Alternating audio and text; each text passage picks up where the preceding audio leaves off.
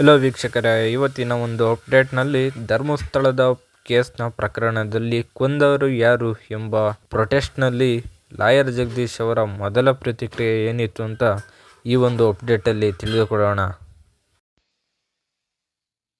ನಮಸ್ಕಾರ ನಮಸ್ಕಾರ ನಮಸ್ಕಾರ. ಕರ್ನಾಟಕದಲ್ಲಿ ಒಂದು ಕಡೆ ಸಾಮಾನ್ಯ ಜನ, ನಾನಾ ವರ್ಗಗಳು, ನಾನಾ ಸಮುದಾಯಗಳು ಪ್ರೊಟೆಸ್ಟ್ ಪ್ರೊಟೆಸ್ಟ್ ಪ್ರೊಟೆಸ್ಟ್. ಕರ್ನಾಟಕ ತುಂಬ ನಾನಾ ಸಮುದಾಯಗಳು ತಮ್ಮದೇ ಆದಂಥ ವಿರೋಧವನ್ನು ಪ್ರೊಟೆಸ್ಟ್ಗಳ ಮುಖಾಂತರ ಸರ್ಕಾರಕ್ಕೆ ಎಚ್ಚರಿಕೆ ಗಂಟೆಯನ್ನು ಕಟ್ತಾ ಇದ್ದಾರೆ. ಚಳಿಗಾಲದ ಅಧಿವೇಶನ ನಡೀತಾ ಇದೆ. ಒಂದು ಕಡೆ ಧರ್ಮಸ್ಥಳದಲ್ಲಿ ಕೊಂದವರು ಯಾರು, ಬ್ಯೂಟಿಫುಲ್ ಪ್ರೊಟೆಸ್ಟ್. ಓಕೆ, ಪ್ರೊಟೆಸ್ಟಲ್ಲೂ ಒಂದು ಬ್ಯೂಟಿಫುಲ್ ಇದೆ ಅನ್ನೋದಕ್ಕೆ ಈ ಪಂಚಿಂಗ್ ಲೈನ್ ಇದೆಯಲ್ಲ, ಇದೇ ಒಂದು ರೀತಿಯ ಪಂಚ್. ಕೊಂದವರು ಯಾರು? ನಮ್ಮ ಸಮಾಜ ಸರ್ಕಾರವನ್ನು ಕೊಂದವರು ಯಾರು ಅಂತ ಕೇಳ್ತಾ ಇದೆ. ನೆನೆಯಿಂದ ಕನಿಷ್ಠ ಏನಿಲ್ಲ ಅಂತಂದರೂ ಒಂದು 10,000 ಮೆಸೆಂಜರಲ್ಲಿ ಬಂದಿದೆ. ಸರ್, ಕೊಂದವರು ಯಾರು ಪ್ರೊಟೆಸ್ಟ್ ನಡೀತಾ ಇದೆ, ಇದ್ರ ಬಗ್ಗೆ ತಾವು ಮಾತಾಡಲಿಲ್ಲ ಅಂತ. ಕ್ಷಮೆ ಇರಲಿ, ನಾನು ಸ್ವಲ್ಪ ಬ್ಯುಸಿ ಇದ್ದೆ. But I was just waiting, ಏನಾದರೂ ಸೆಷನ್ಸಲ್ಲಿ ಇದ್ರ ಬಗ್ಗೆ ಚರ್ಚೆ ಆಗುತ್ತಾ ಅಂತ ನಾನು ವೆಯ್ಟ್ ಮಾಡ್ತಾ ಇದ್ದೆ. ಬಟ್ ಆಗಲಿಲ್ಲ ಅಂತ ಅನ್ಕೊಂತೀನಿ. ಬಿಕಾಸ್ ನನಗಿರೋ ಮಾಹಿತಿ ಪ್ರಕಾರ ಧರ್ಮಸ್ಥಳದಲ್ಲಿ ಕೊಂದವರು ಯಾರು ಪ್ರೊಟೆಸ್ಟ್ ನಡೆದಿದೆ. ನಮ್ಮ ಹೆಣ್ಮಕ್ಳು ಬೀದಿಗಿಳಿದು ಇಲ್ಲೂ ಸಾಮೂಹಿಕವಾಗಿ ಸಾಕಷ್ಟು ಅತ್ಯಾಚಾರಗಳಾಗಿದೆ. Good morning. ಸಾಕಷ್ಟು ಅತ್ಯಾಚಾರಗಳಾಗಿದೆ, ಕೊಲೆಗಳಾಗಿದೆ, ಊತ ಹಾಕಿದ್ದಾರೆ. ಕಂಪ್ಲೇಂಟ್ ಕೊಟ್ಟವ್ರ ಮೇಲೆ ಸುಳ್ಳು FIR ಮಾಡಿದ್ದಾರೆ, ಅವ್ರನ್ನ ಜೈಲ್ಗೆ ಹಾಕಿದ್ದಾರೆ. ಇನ್ನು ಕೆಲವ್ರನ್ನ ಬೇರೆ ಬೇರೆ ರೀತಿ ಹಿಂಸೆ ಕೊಡ್ತಾ ಇದ್ದಾರೆ. SIT ಅವರು ಕೊಲೆಗಾರರ ಪರವಾಗಿ ಕೆಲಸ ಮಾಡ್ತಾ ಇದ್ದಾರೆ. ಸರ್ಕಾರ ಮೌನವಾಗಿದೆ. ಕೊಂದವರು ಯಾರು ಪ್ರಶ್ನೆಗೆ ಉತ್ತರ ಕೊಡಬೇಕಾದಂಥ ಸರ್ಕಾರ ತನ್ನದೇ ಆದಂಥ ಒಂದು ಸಮಾಲೋಚನೆಯಲ್ಲಿ ಜೀವನ ಮಾಡ್ತಾ ಇದೆ.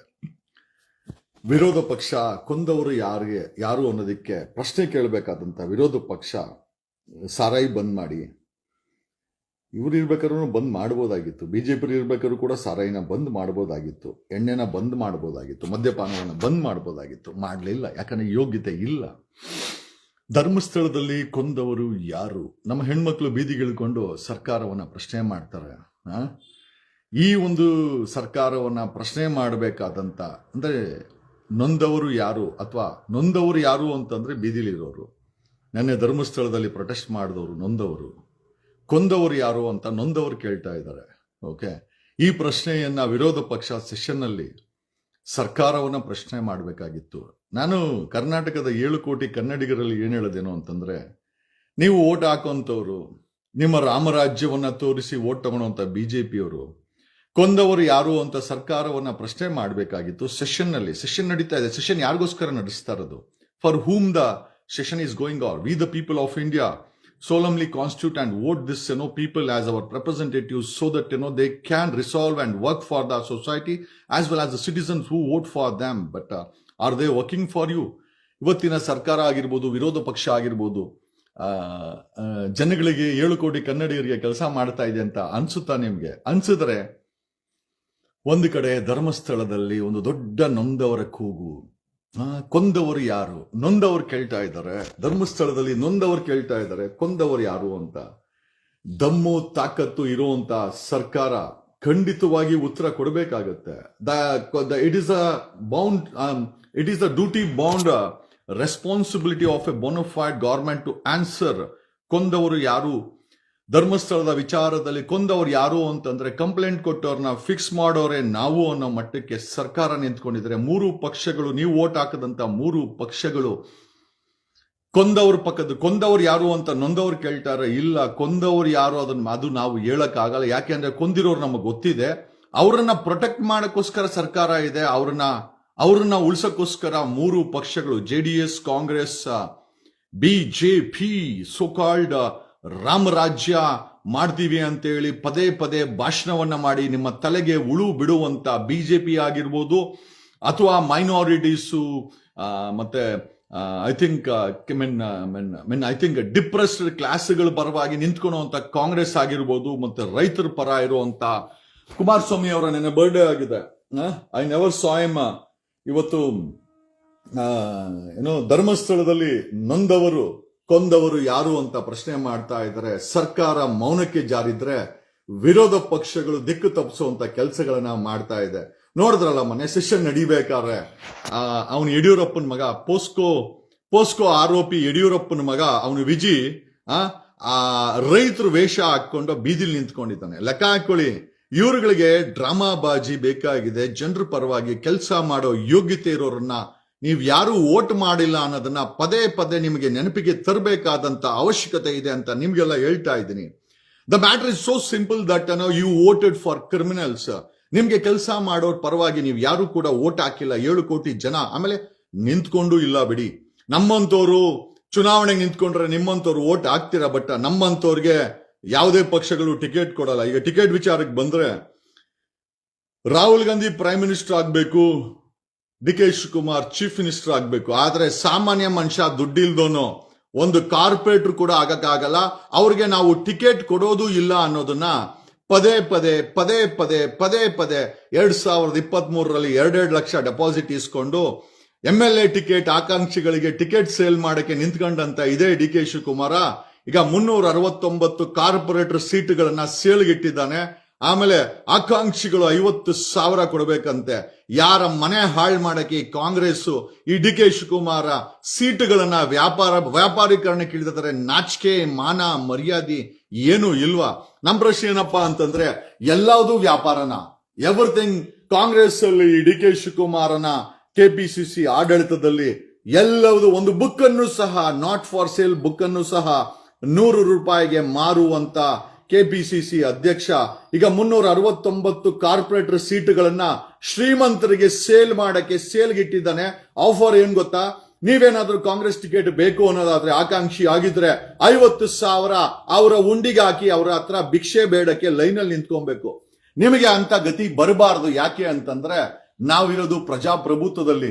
ಯಾವ ಬಡವನ ಓಟನ್ನ ತಗೊಂಡು ಸರ್ಕಾರ ಮಾಡ್ತೀವಿ ಅಂತ ಹೇಳುವಂತ ಈ ಕಾಂಗ್ರೆಸ್ ಅವರು ಆಮೇಲೆ 2023ರಲ್ಲಿ ಬಡವರಿಗೋಸ್ಕರ ಕೆಲಸ ಮಾಡ್ತಾರೆ ಅಂತ ನಾವು ಓಟ್ ಹಾಕಿದ್ರೆ MLA ಟಿಕೆಟ್ಗಳನ್ನ ಲಕ್ಷ ಡೆಪಾಸಿಟ್ಗೆ ಸೇಲ್ ಮಾಡಿ ಈಗ ಕಾರ್ಪೊರೇಟರ್ ಟಿಕೆಟ್ಗಳನ್ನ ಇದೇ ಕಾಂಗ್ರೆಸ್ ಪಕ್ಷ ಇದೇ ಡಿ ಕೆ ಶಿವಕುಮಾರ 50,000 ರೂಪಾಯಿಗೆ ಸೇಲ್ಗಿಟ್ಟಿದ್ದಾರೆ. 50,000 ರೂಪಾಯಿ ಯಾರು ಕೊಡ್ತೀರೋ ನೀವು ಆಕಾಂಕ್ಷಿ ಅಂದ್ರೆ ನಿಮಗೆ ಕೊಡ್ಬೋದು ಬಿಡ್ಬೋದು, ಬೇರೆ ವಿಚಾರ. ಯಾವ ಮಟ್ಟಕ್ಕೆ ನೋಡ್ರಿ, ಯಾವ ಬಡವನ ಓಟನ್ನ ಕಾಂಗ್ರೆಸ್ ಕೇಳುತ್ತೆ, ಬಿಜೆಪಿ ಕೇಳುತ್ತೆ, JDS ಕೇಳುತ್ತೆ. ಕಾಂಗ್ರೆಸ್ ಆ ಕಾರ್ಪೊರೇಟರ್ ಟಿಕೆಟ್ ಅನ್ನ 50,000 ರೂಪಾಯಿಗೆ ಡಿ ಕೆ ಶಿವಕುಮಾರ ಸೇಲ್ಗಿಟ್ಟಿದ್ದಾನೆ. ನೋಡ್ರಿ, ಅವ್ರಿಗೆ ರಾಹುಲ್ ಗಾಂಧಿ ಪ್ರೈಮ್ ಮಿನಿಸ್ಟರ್ ಆಗ್ಬೇಕು, D K Shivakumar chief minister ಆಗ್ಬೇಕು. ಬಡವ ಕನಿಷ್ಠ ಕಾರ್ಪೊರೇಟರ್ ಕೂಡ ಆಗ್ಬಾರ್ದು. ಸಾಮಾನ್ಯ ಮನುಷ್ಯ ಕನಿಷ್ಠ ಕಾರ್ಪೊರೇಟರ್ ಆಗ್ಬೋದು.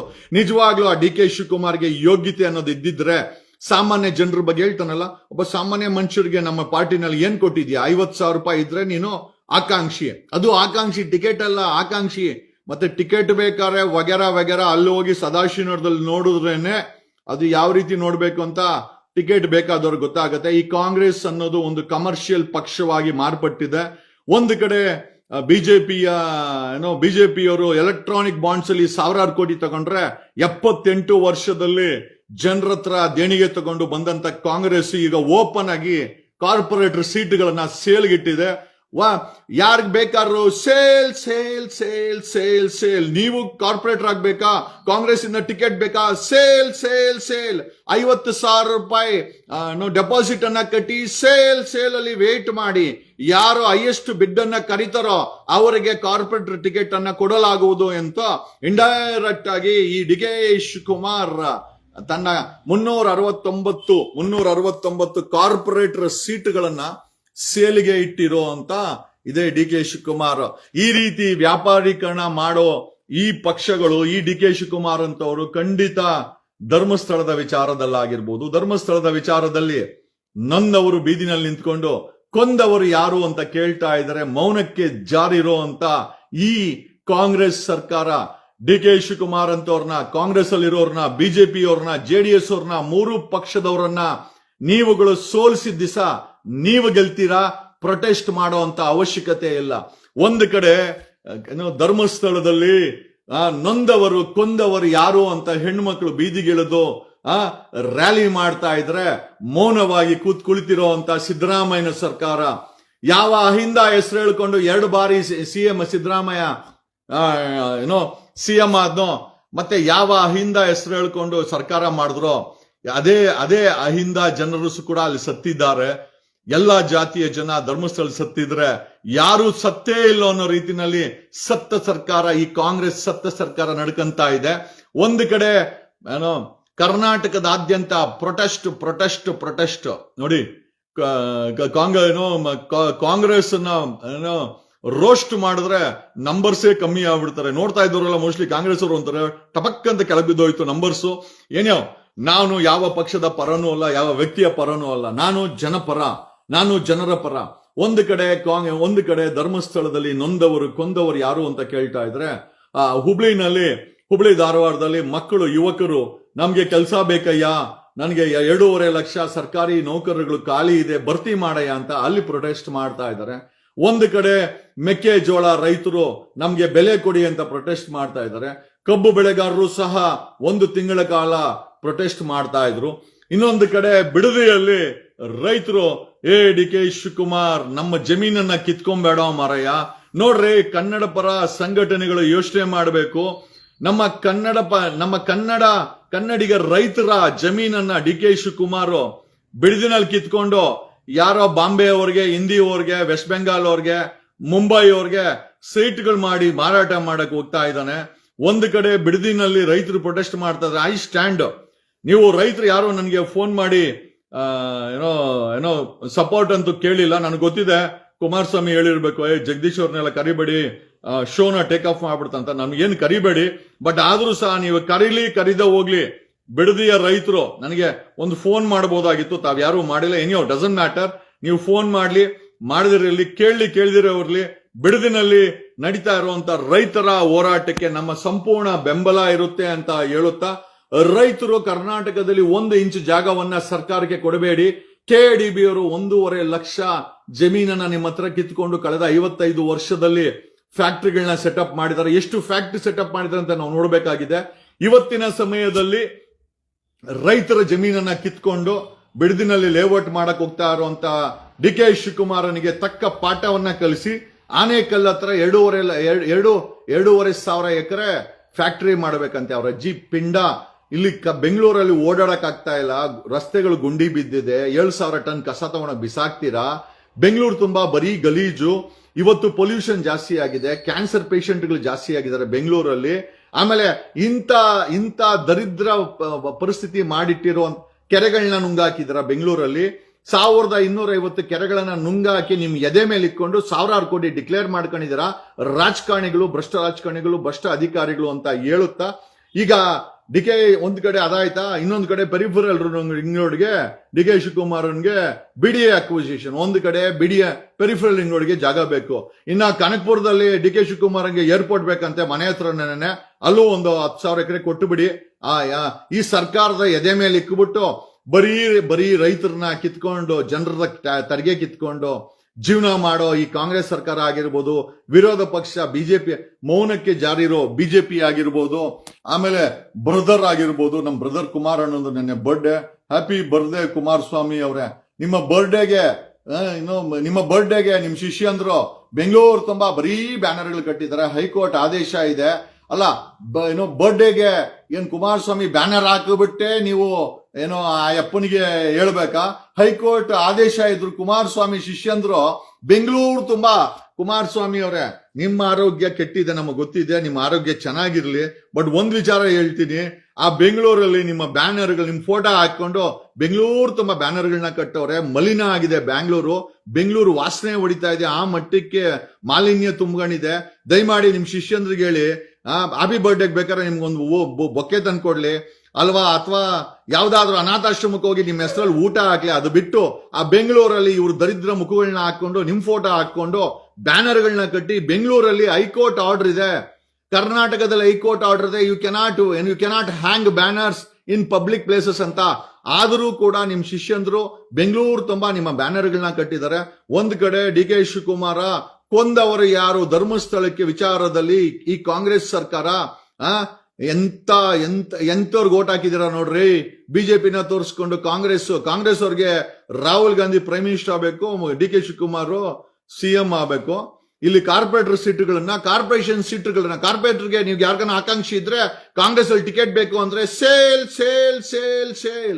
50,000 ರೂಪಾಯಿ ಡೆಪಾಸಿಟ್ ಕೊಡಬೇಕು ನೀವು ಕಾಂಗ್ರೆಸ್ ಪಕ್ಷಕ್ಕೆ. ಡಿ ಕೆ ಶಿವಕುಮಾರನ ಅಧ್ಯಕ್ಷತೆಯಲ್ಲಿ ನೀವು ಕೆಪಿಸಿಸಿ ಬಾಗ್ಲಲ್ಲಿ ವೆಯ್ಟ್ ಮಾಡಬೇಕು ಯಾರಿಗೆ ಅಲರ್ಟ್ ಆಗುತ್ತೆ ಅಂತ. ಎಂತ ನಾಚಿಕೆ ಗೇಡಿನ ಸಂಗತಿಗೆ ಕಾಂಗ್ರೆಸ್ ಬಂದಿಳಿದಿದೆ ನೋಡ್ರಿ. ಸಾಮಾನ್ಯ ಜನರು ಎಗಲಿಗೆ 5 kg ಅಕ್ಕಿ ನೆನ್ನೆ ರಿಪಬ್ಲಿಕ್ ಟಿವಿ ಅವ್ರು ಹಾಕಿದ್ರು. ತಿಂಗಳು 2,000 ರೂಪಾಯಿ ಹಾಕೋ ದುಡ್ಡು ಹಾಕಿಲ್ಲ ಅಂತೆ. ಏನಾದ್ರು ಗುಳುಂ ಸ್ವಾಹ ಮಾಡ್ಬಿಟ್ಟಿದಾರ ಅಂತ ರಿಪಬ್ಲಿಕ್ ಟಿವಿ ಅವರು ಒಂದು ಕ್ವಶನ್ ಮಾರ್ಕ್ ಹಾಕಿದ್ರು. ನಮ್ ಪ್ರಶ್ನೆ ಏನಪ್ಪಾ ಅಂತಂದ್ರೆ, ಧರ್ಮಸ್ಥಳದಲ್ಲಿ ನೊಂದವರು ಬೀದಿಗಿಳಿದು ಕೊಂದವರು ಯಾರು ಅಂತ ಕೇಳ್ತಾ ಇದ್ದಾರೆ. ಯೋಗ್ಯತೆ ಇಲ್ಲ ಲೇ, ನಿಮಗೆಲ್ಲ ಓಟ್ ಹಾಕಿದ್ 224 ಜನರಿಗೆ ನ್ಯಾಯ ಕೊಡ್ಲಿ ಅಂತ ಅಲ್ರೋ. ಅಡ್ಜಸ್ಟ್ಮೆಂಟ್ ಪಾಲಿಟಿಕ್ಸ್ ಮಾಡ್ಕೊಂಡು ಒಂದ್ ಕಡೆ ನಟ್ಟು ಬೋಲ್ಟು ಟೈಟ್ ಮಾಡ್ತೀನಿ ಅಂತ ಹೇಳೋ ಅಂತ ರಾಜ್ಯ ಸರ್ಕಾರ, ಇನ್ನೊಂದು ಕಡೆ ಮೌನಕ್ಕೆ ಜಾರಿರೋ ಈ ಬಿಜೆಪಿ ಸರ್ಕಾರ, ರೈತರ ಪಕ್ಷ ಅಂತ ಹೇಳ್ಕೊಂಡಂತ ಈ ಕುಮಾರಸ್ವಾಮಿ ಜೆಡಿಎಸ್ ಅವ್ರದೇ ಆದಂತ ಒಂದು ಬಣ್ಣ. ಒಂದ್ ಹೇಳ್ತೀನಿ, 3 ಪಕ್ಷಗಳ ಅಜೆಂಡಾ ಒಂದೇ, ನಿಮ್ಮನ್ನ ಕಿತ್ಕೊಂಡ್ ತಿನ್ನೋದು, ನಿಮಗೆ ಅನ್ಯಾಯ ಮಾಡೋದು. ನ್ಯಾಯ ಕೇಳಿದ್ರೆ ಪೊಲೀಸ್ ಅವ್ರ ಕೈಲಿ ಲಾಠಿ ಇದ್ರೆ 2 ಬಿಡಿಸೋದು. 3 ಪಕ್ಷ ಇದನ್ನೇ ಮಾಡ್ತಾ ಇರೋದು.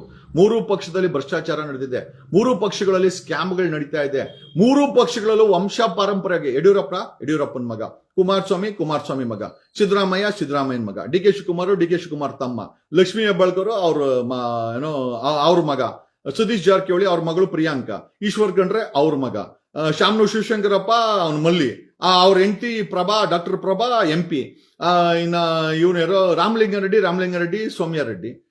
ಎಲ್ಲಿ JDS ಅಲ್ಲೂ ಅದೇ ಬಾಳು. ಅವ್ರ ಮಕ್ಕಳು ಅವ್ರ ಮನೇಲಿ ನಾಯಿ, ಅವ್ರ ಮನೇಲಿ ಜಿಳ್ಳೆ, ಅವ್ರ ಮನೆಯಲ್ಲಿ ಹಾವು ಮುಂಗ್ಸಿ ಯಾವ್ದನ್ ಬೇಕಾದ್ರೆ ನಿಲ್ಲಿಸ್ತಾರೆ. ಒಂದಂತೂ ನಿಜ, 2028ಕ್ಕೆ ಒಂದು ದೊಡ್ಡ ಬದಲಾವಣೆ ಅಂತೂ ರಾಜಕೀಯವಾಗಿ ಖಂಡಿತ ಆಗೇ ಆಗತ್ತೆ. ಆ ನಿಟ್ಟಿನಲ್ಲಿ ನಾವೆಲ್ಲ ವರ್ಕ್ ಮಾಡ್ತಾ ಇದೀವಿ. ಸಾಮಾನ್ಯ ಜನ MLA ಆಗ್ಬೇಕು, ಸಾಮಾನ್ಯ ಜನ CM ಆಗ್ಬೇಕು. ಆವಾಗ ಮಾತ್ರ ನಿಮ್ಮ ಕಣ್ಣೀರು ವರ್ಷಕ್ಕೆ ಸಾಧ್ಯನೇ ಹೊರತು. ಇಲ್ಲ ಅಂತಂದ್ರೆ ಧರ್ಮಸ್ಥಳದಲ್ಲಿ ನೊಂದವರು ಕೊಂದವರು ಯಾರು ಅಂತ ಕೇಳ್ತಾವ್ರೆ. ಹುಬ್ಳಿ ಧಾರವಾಡದಲ್ಲಿ ಹುಡುಗರು ನಮಗೆ ಕೆಲಸ ಕೊಡ್ರಪ್ಪ, ಸರ್ಕಾರಿ ನೌಕರಿ ಕೊಡ್ರಿ ಅಂತೇಳಿ ಅಲ್ಲಿ ಪ್ರೊಟೆಸ್ಟ್ ಮಾಡ್ತಾ ಇದ್ದಾರೆ. ಬಿಡದಿನಲ್ಲಿ ರೈತರು ಜಮೀನ್ ಕಿತ್ಕೊಂಬೇಡ, ಡಿ ಕೆ ಶಿವಕುಮಾರ್ ಕಿತ್ಕೊಂಡು ಯಾರೋ ಪರಭಾಷೆಯವರು ಕೊಡಕ್ ಹೋಗ್ಬೇಡ, ಹಿಂದಿಯವ್ರು ಕೊಡಕ್ ಹೋಗ್ಬೇಡ. ನೋಡ್ರಿ, ಕನ್ನಡಿಗ ರೈತರ ಜಮೀನನ್ನ ಕಿತ್ಕೊಂಡು ಯಾರೋ ಹಿಂದಿ ವಾಲಾಗಳಿಗೆ ಸೈಟ್ ಮಾಡಿ ಮಾರಾಟ ಮಾಡಕ್ಕೆ ಬಿಡದಿನಲ್ಲಿ ಡಿ ಕೆ ಶಿವಕುಮಾರ್ ಡೀಲ್ ಇಟ್ಟಿದ್ದಾನೆ.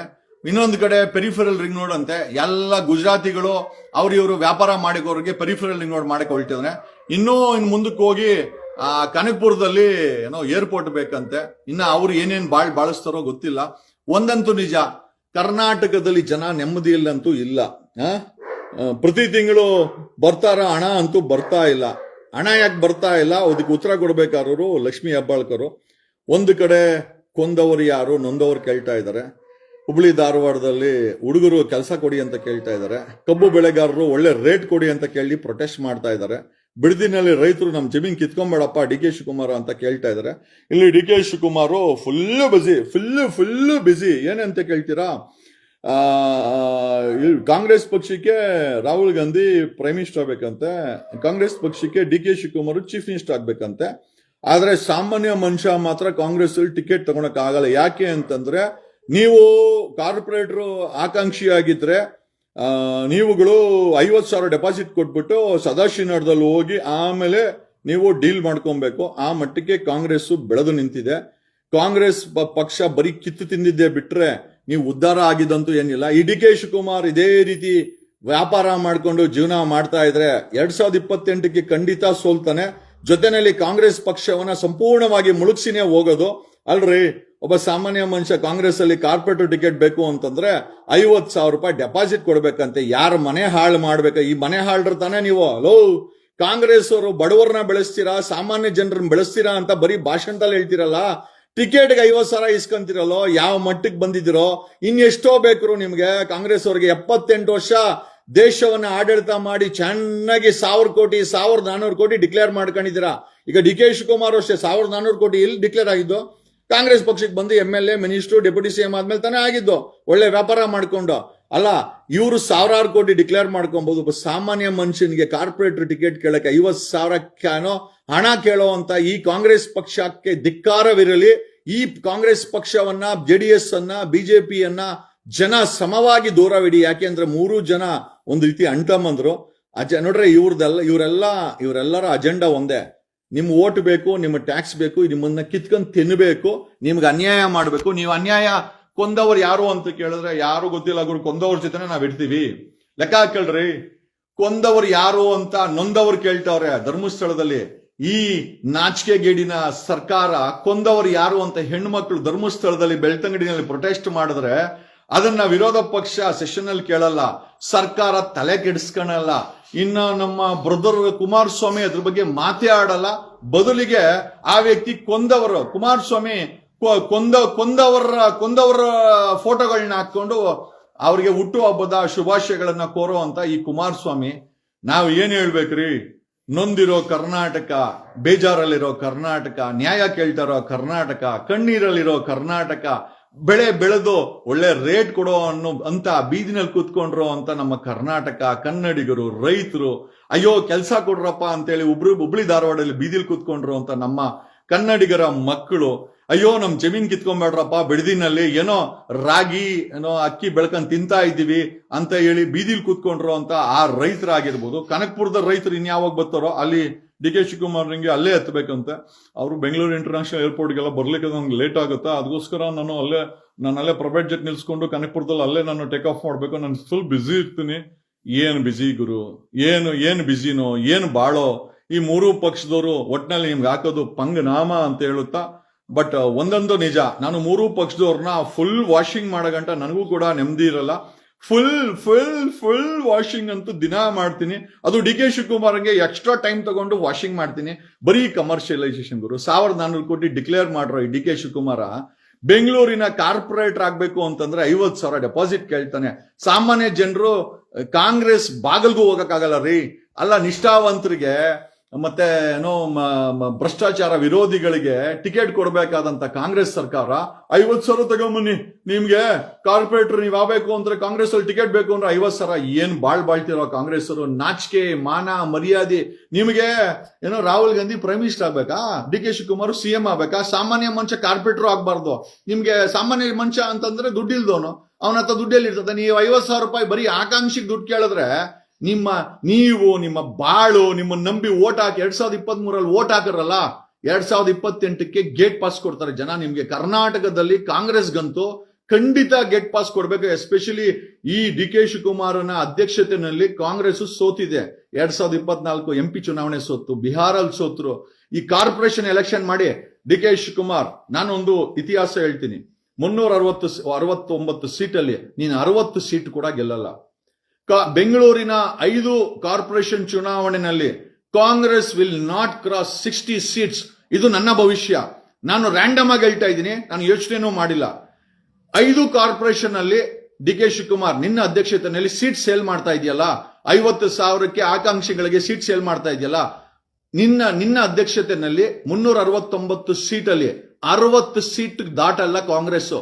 ಕಾರ್ಪೊರೇಷನ್ ಅಲ್ಲಿ 60 ಸೀಟ್ ದಾಟಲ್ಲ.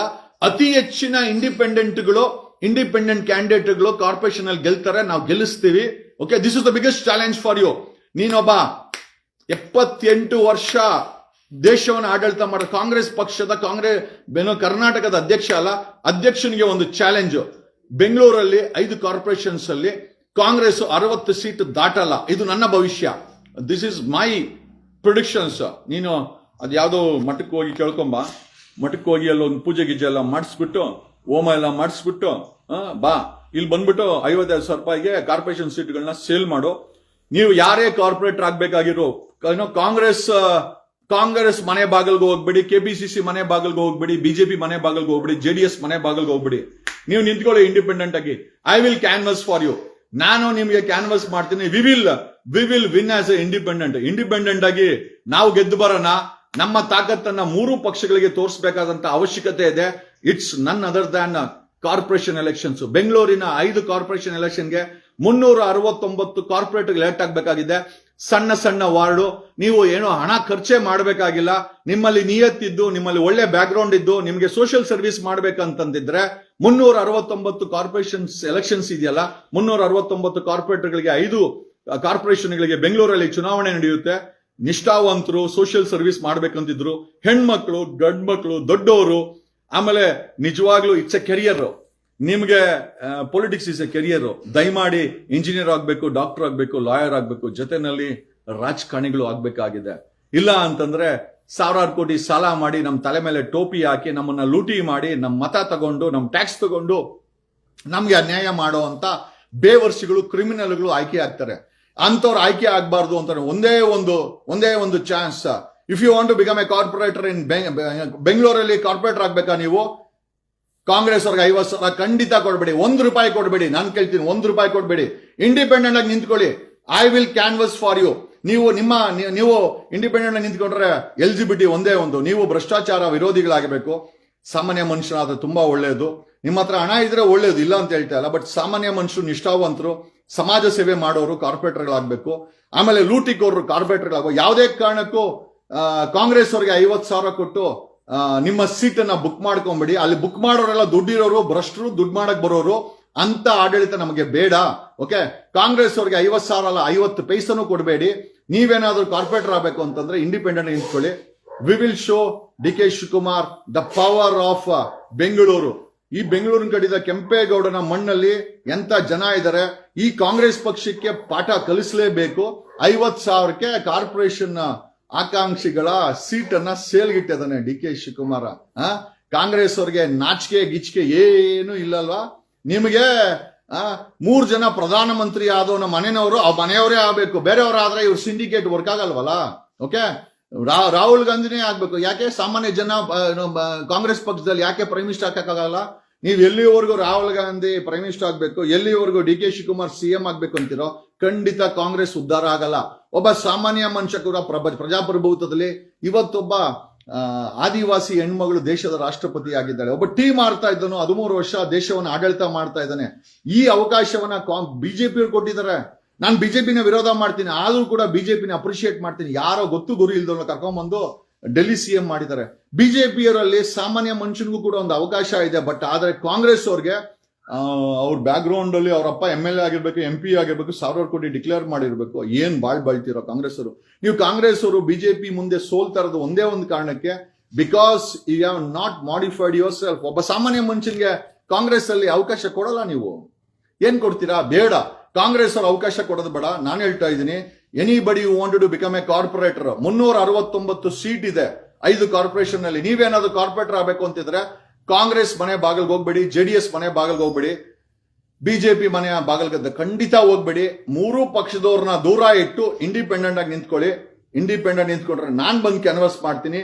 ನಾನು ಹೇಳ್ತೀನಲ್ಲ, ಡಿ.ಕೆ. ಶಿವಕುಮಾರ್ ಯಾವ ಕಾರ್ಪೊರೇಷನ್ ಅಲ್ಲಿ ಸೇಲ್ ಮಾಡಕ್ ಇಟ್ಟಿದ್ಯಾ ಕಾಂಗ್ರೆಸ್ ಸೀಟ್ಗಳನ್ನ, ಅದೇ ಕಾರ್ಪೊರೇಷನ್ ಅಲ್ಲಿ 369 ಸೀಟ್ಗೆ ನೀನು ಹೋಗ್ತಾ ಇದೆಯಾ. ಇನ್ನ ರಿಸರ್ವೇಶನ್ ಫಿಕ್ಸ್ ಆಗಿಲ್ಲ.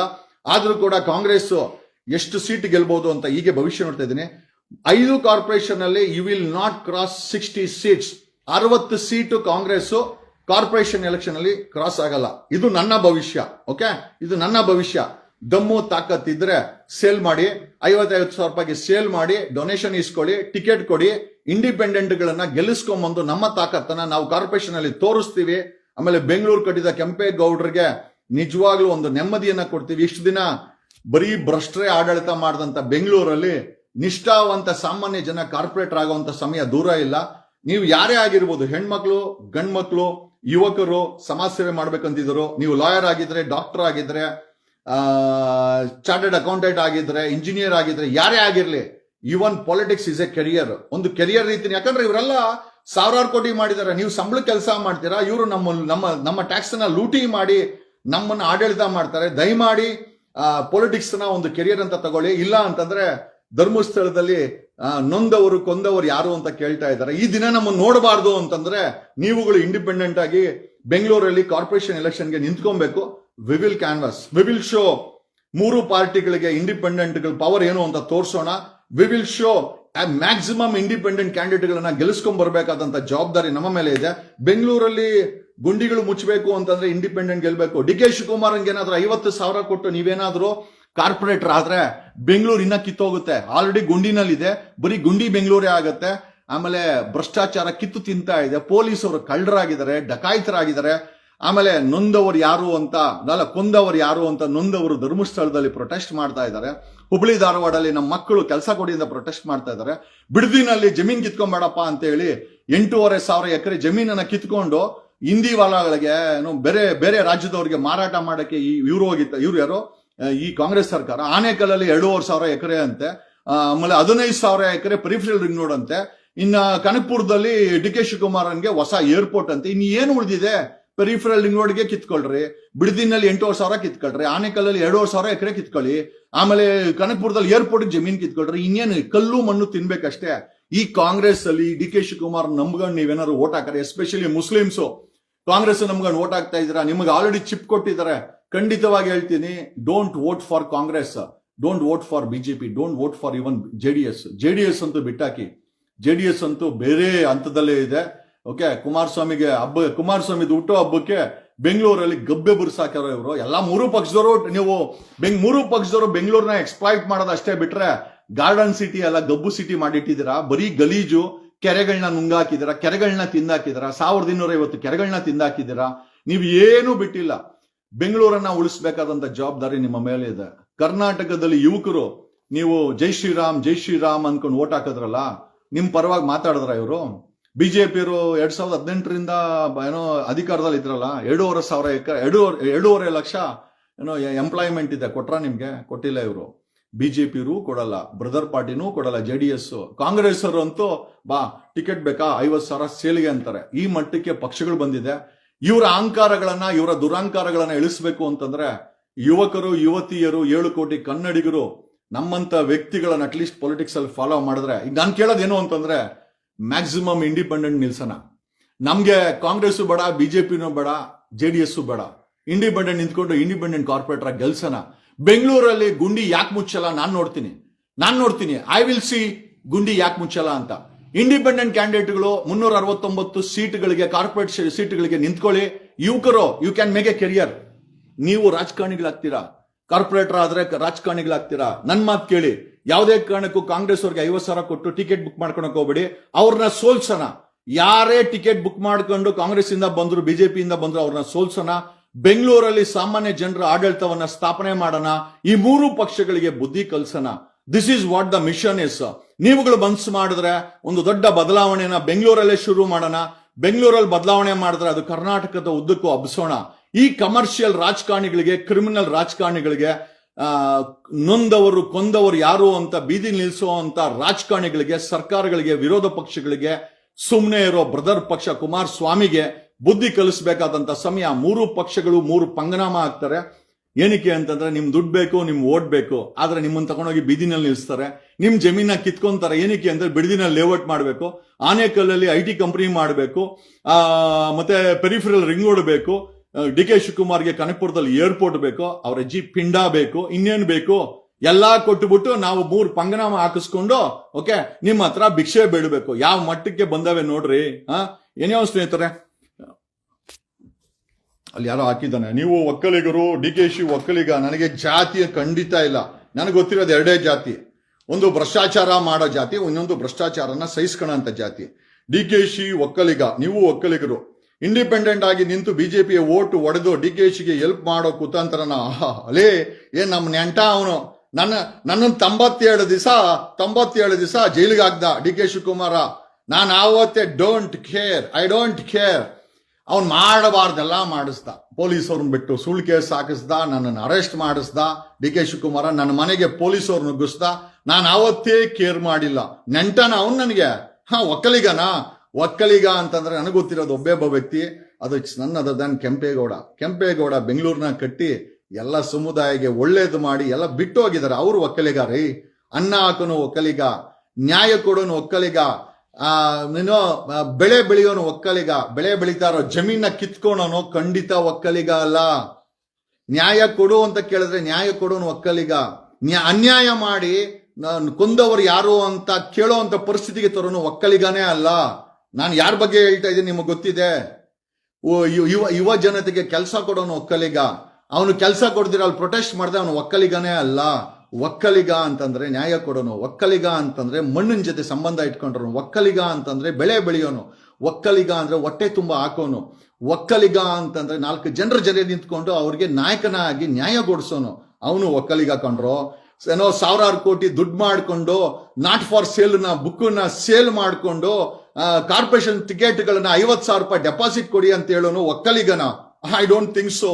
ಓಕೆ, ಅವರೆಲ್ಲ ಕಿತ್ಕೊಂಡ್ ತಿನ್ನೋರ್ಗೆ ಒಕ್ಕಲಿಗರಿಗೆ ಬೆಜ್ಜಾನ್ ಡಿಫ್ರೆನ್ಸ್ ಇದೆ. ಒಕ್ಕಲಿಗ ಯಾವತ್ತೂ ಕೂಡ ಅನ್ಯಾಯ ಮಾಡಲ್ಲ. ಸಾಮಾನ್ಯವಾಗಿ ನನಗೆ ಗೊತ್ತಿರೋ ಪ್ರಕಾರ ಇದ್ರೂ ಇರ್ಬೋದು, ಹೇಳಕ್ ಆಗೋದಿಲ್ಲ. ನನ್ನ ಜಾತಿ ಬಗ್ಗೆ ನನಗೆ ನಂಬಿಕೆ ಇಲ್ಲ. ಡಿ ಕೆ ಶಿವಕುಮಾರ್ ಯೋಗ್ಯತೆ ಏನು ಅಂತ ನನಗೆ ಗೊತ್ತಿದೆ. ಕಾರಣ ಬೆಂಗಳೂರಲ್ಲಿ ಅತಿ ಹೆಚ್ಚಿನ ಇಂಡಿಪೆಂಡೆಂಟ್ಗಳನ್ನ 360 ಸೀಟಲ್ಲಿ ಗೆಲ್ಲಿಸ್ತೀನಿ D K Shivakumar. Okay, Congress 60 seat ದಾಟಲ್ಲ. ಕಾರ್ಪೊರೇಷನ್ ಚುನಾವಣೆಯಲ್ಲಿ 60 ಸೀಟು ಕಾಂಗ್ರೆಸ್ ದಾಟಲ್ಲ. ಸೇಲ್ ಮಾಡು, 50,000 ರೂಪಾಯಿಗೆ ಸೇಲ್ ಮಾಡು. ಸೇಲ್ ಕಾರ್ಪೊರೇಷನ್ ಆಕಾಂಕ್ಷಿಗಳಿಗೆ 50,000 ರೂಪಾಯಿಗೆ ಕಾಂಗ್ರೆಸ್ ತನ್ನ ಸೀಟನ್ನ ಸೇಲ್. Thank you. ನಾಚಿಕೆ ಆಗ್ಬೇಕು ಅನ್ರೋ ನಿಮ್ಗೆ. 79 ವರ್ಷ ದೇಶನ ಆಡಳಿತ ಮಾಡಿ, ರಾಜ್ಯವನ್ನ ಆಡಳಿತ ಮಾಡಿ, ಕಾರ್ಪೊರೇಷನ್ ಟಿಕೆಟ್ಗಳನ್ನ ಸೇಲ್ ಮಾಡೋ ಮಟ್ಟಕ್ಕೆ ಕಾಂಗ್ರೆಸ್ ಬೆಳೆದಿದೆ ಅಂತಂದ್ರೆ, ಅಪ್ಪ ನೀವು, ನಿಮ್ಮ ಪಕ್ಷ, ನಿಮ್ಮ ಅಧ್ಯಕ್ಷ, ಈ ರಾಜ್ಯದ ಮುಖ್ಯಮಂತ್ರಿ, ಗೆದ್ದಿರುವಂತ MLAಗಳು, ಆಪೋಸಿಷನ್ MLAಗಳು, JDS ಅವರು, ಅಪ್ಪ ಕುಮಾರಸ್ವಾಮಿ ಬರ್ಡೇಗೆ ಊರ್ ತುಂಬಾ ಏನೋ ಬ್ಯಾನರ್ಗಳನ್ನ ಹಾಕಿ ಗಬ್ಬೆ ಬುರ್ಸಾಕವ್ರೆ. ಕುಮಾರಸ್ವಾಮಿ ಕನಿಷ್ಠ ಹೋಗ್ಲಿ ಕಾನೂನನ್ನು ಫಾಲೋ ಮಾಡಕ್ ಹೇಳು ನಿಮ್ ಶಿಷ್ಯಂದ್ರಿಗೆ. ನಿಮ್ಮ ಬರ್ಡೇಗೆ ಬೇಕಾದ್ರೆ ಯಾವ್ದಾದ್ರು ಅನಾಥಾಶ್ರಮಕ್ಕೆ ಹೋಗ್ಬೇಕಾರೆ ಊಟ ಕೊಡ್ಬೋದಾಗಿತ್ತು. 4 ಜನಕ್ಕೆ ಕೆಲಸ ಕೊಡ್ಬೋದು, 4 ಜನಕ್ಕೆ ದಾರಿ ತೋರಿಸ್ಬೋದು. ಏನು ಮಾಡಲ್ಲ. ಬ್ಯಾನರ್ ಹಾಕೋದು, ಇವ್ರ ಮುಖಗಳು, ದರಿದ್ರ ಮುಖಗಳನ್ನ ಆ ಬ್ಯಾನರ್ ಅಲ್ಲಿ ನೋಡ್ಬೇಕು. ಬರೀ violation. The day I become CM ಒಂದು ಬ್ಯಾನರ್ ಇರಲ್ಲ. ನಾನು CM ಆಗಿದ್ದ ದಿವಸ ಕರ್ನಾಟಕದಲ್ಲಿ ಆಗಿರ್ಬೋದು, ಬೆಂಗಳೂರಲ್ಲಿ ಆಗಿರ್ಬೋದು, you will not see a single banner. ಯಾವನೇ ಬ್ಯಾನರ್ ಹಾಕಿದ್ರೆ ಜೈಲ್ಗೆ ಹೋಗ್ತಾನೆ. Thank you.